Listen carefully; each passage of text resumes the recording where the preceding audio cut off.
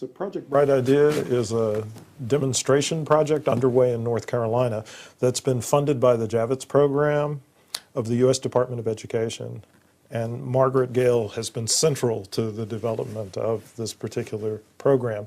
It begins in kindergarten, and it tailors gifted methodologies for regular classroom teachers to use with all of the children in the classroom. It was phenomenal. It was truly phenomenal. I saw a complete change in the way the teachers viewed students. The way the teachers viewed themselves was completely different. They saw children as incredibly active, empowered learners. They saw themselves as empowered learners, as teachers. And once they started to feel comfortable with the implementation process and that they felt comfortable with taking risks in their classroom and doing things differently than the other teachers on their grade level, they took it and ran with it. And I saw kids blossoming in ways that we never imagined possible. In the video, these kids are in which grade? They're in first and second grade, and you will see the primary lead teacher, Dawn Miller, conducting a lesson where they're studying the difference between Leonardo and Michelangelo in terms of who is the greatest creator of their time. Rate each participant on a scale of 1 to 3 using the following criteria. A 1, look at your rubric, a 1 means little evidence. A 2 means what? Some evidence. Let me begin by introducing our two participants. From Vinci, we have Leonardo,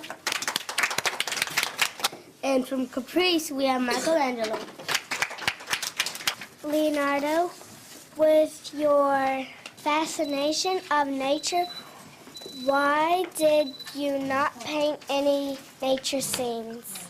Because it would be too hard to get any animal from the wild, and because I just thought it was better to paint pictures of humans. Take a few minutes to score your rubrics and then be ready to defend who you think's the great creator of this time. Who won? Michelangelo. So Margaret, here we have a group of second grade students. First and second grade who initially were not identified as gifted students. They're talking about rubrics. They're filling in evidence like scientists. They're debating the merits of Renaissance artists. Not the way I remember my second grade classroom. Exactly. It was shocking to me to see that what we're doing with Project Bright Idea isn't typically what is done in a classroom, and it's really helping to prepare our students for that 21st century in a globally competitive workplace.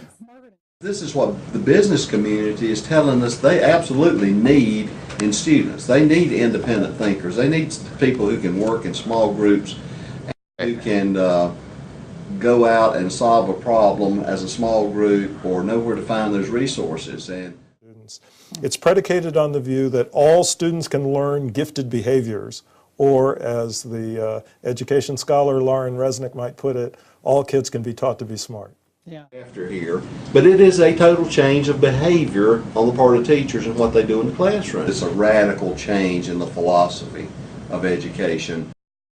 And then it truly does begin to transform your school and your parents and everybody in the community. And yes, it's going to transform the whole world. I really believe that.